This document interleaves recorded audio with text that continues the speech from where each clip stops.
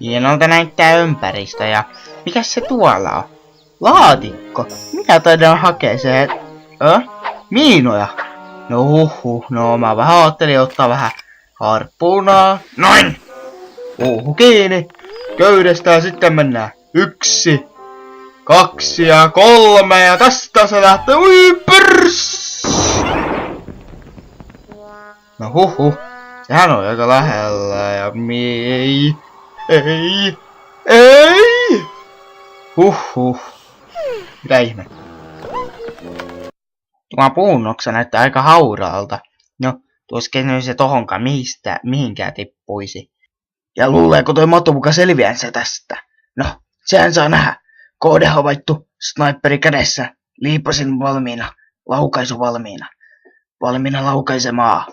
Luoti. No voi kun vitun kiva.